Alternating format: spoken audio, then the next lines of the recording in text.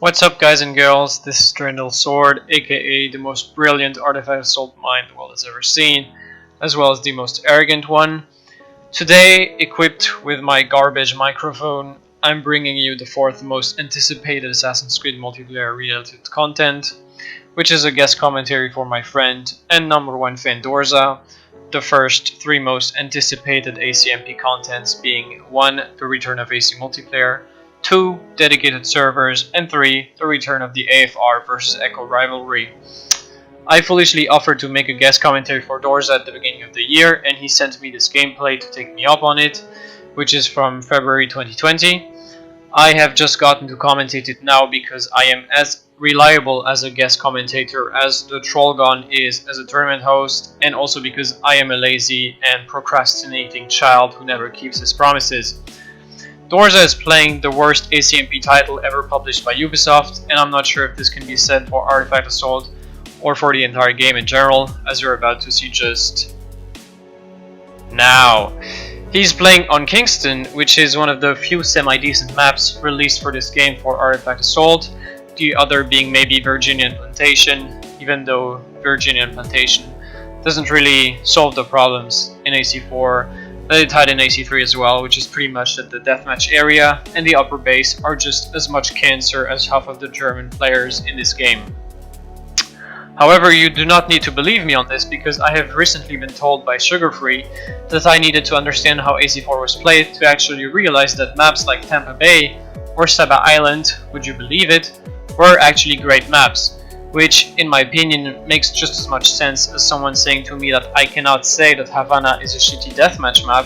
until I know how to play deathmatch, or that I cannot say that Pienza is a shitty manhunt map until I know how to play ACB manhunt. Hearing that Saba Island is a great map for AA has got to be the second best thing I have ever heard after Romanov saying that he's psychologically sound, which, by the way, I am still not done laughing about. Therefore, it led me to the limpid conclusion that I would rather set myself on fire than listen to another word of this nonsense. Dorza is playing with Reaper 1, 911-1, Ryob, who is just failing his escort as we speak, and Dreamkiller, which is a pretty weird team, although not necessarily a bad one. It could actually be a decent team if Ryob stops blaming the game for his non-mastery of the holy mechanics of AC4, if Dreamy realizes that it's better to attack with someone than actually attack alone all the time, which, spoiler alert, he doesn't in this match, if Reaper doesn't throw his knives into pillars and stops locking civilian, and if Dorza stops monopolizing 95% of the call with his non-stop talking. They're playing versus the 3 Italians who came to PC a few months ago and rage quit after getting wrecked in the Royal Scrim. Dorza just dodged a knife here, which is going to lead to a score. Kick W, and they're also playing against my boy Piesio1, who, besides being pretty much the most improved player in ACMP from 2017 onwards, is also the sweetest kid I have ever met after myself in 2010, before I turned into the cringy, emotionless cunt that I became while playing ACMP. And by the way, if you are thinking that this is a great escort by Ryo, you have obviously no idea what you're talking about, because this escort would never have been necessary in the first place if Dorza was actually a good enough player to port to the right side of the map instead of in the middle. But then again, I don't know how to play AC4, so whatever. Now, I have no idea how good Light Sweetie and Kyoji are on offense, but from the only scrim I played against Solitary Wolf, in which I was obviously attacking because that is what superior minds do, I got shut down so hard that I actually enjoyed it, despite me hating everything in AC4. He and whoever other Italian he was defending with were playing in a way that did not allow me to construct anything,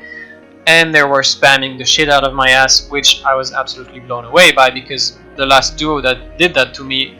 and that made me come this hard was Nightingale CZ and Sandro21, whom I loved playing against despite everyone thinking that I hate them,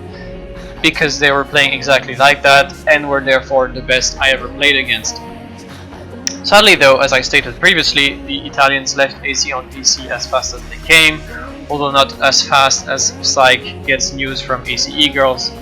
which is too bad, because I probably would have stuck around to play against the Italians a bit more for the sake of a good challenge, but it also made it obvious that this game is absolutely not suited for enjoyable and logic competition. Now, I can't believe that I'm saying this in a guest commentary for DurandalSw0rd 2020, because what I'm about to say should be addressed in a video or project of its own, or rather should have been in like 2014, but since if we've got nothing to lose, I might as well go for it today to make up for the fact that we have not been smart for the past 6 years. So, as I was dwelling on the failures of my AC career and at how many times I got beaten by teams that were worse than my teams in tournaments, and no, I'm not talking about that time when that foreman rushed my ass while Leon Reichling's parents disconnected his internet because he didn't go to bed in time and then foreman defended for the rest of the game. Well, I realized that the solution to my problem wasn't to get the best team possible, which is what I dedicated myself to get throughout my years. This was quite the shocker for me because I realized that for all these years I put up with Zoppo's emotional intelligence, which is equal to that of my toilet, for pretty much nothing, and DurandalSw0rd is about to do a nice escort here. So some of you might say that the only way to win tournaments then would be to play with Maria Ban, because as is famously known, she does everything in the team she plays for, but I'm a bit skeptical when it comes to this solution. In fact, I don't think there is a real solution to this problem, and by the way, you're about to see another reason why AC4 is shit. Simply put, what matters most in Artifact Assault is not how many artifacts you score, but the clock, aka the 10 minutes that you have to get ahead and then control the rest of the game to stay ahead. This doesn't really matter in scrims because scrims tend to be played nicely because people play how the game has been played in normal circumstances, aka two people attacking and two people defending, unless you're playing versus TCG or Ghost Guy, of course. But it matters in tournaments because in tournaments most teams make up for the lack of cohesion, trust, or skill by U-turning and camping all the time. Nice free run, DurandalSw0rd. Now, I'm not sure if it's due to some kind of childhood abandonment issues or if it's due to the fact that their defenders have not discovered that listening to classic music in a tournament enhances your performance by 420%, but in tournaments, runners seem to not trust their defense and spend half of their cognitive resources camping, which then tends to lead to an all-out U-turning competition where everyone gets frustrated, disconnects happen because the match goes on, people play like the shadow of themselves, upsets that should never have been possible happen, like when Fantasy Phoenix's team eliminated Your Just Jelly in the semifinals of Crescendo 4,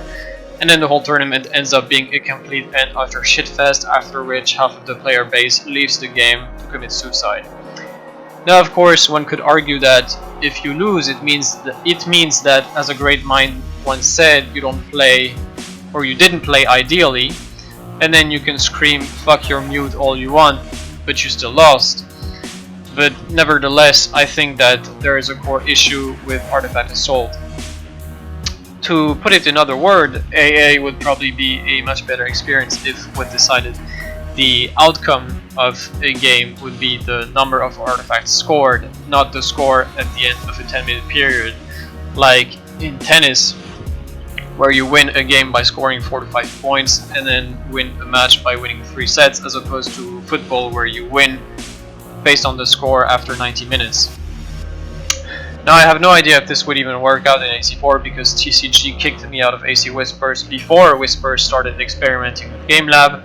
but if you could decide a winner of a game by a certain number of artifacts scored, let's say 3, it would probably be a big improvement compared to what AA is like at the moment. That way shitty teams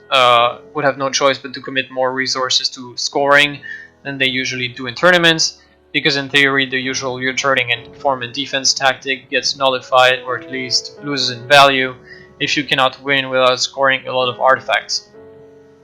In practice, it's impossible to do this in ACR or AC3 because even though they are as undoubtedly superior to AC4 as PC Master Race is to the console peasants,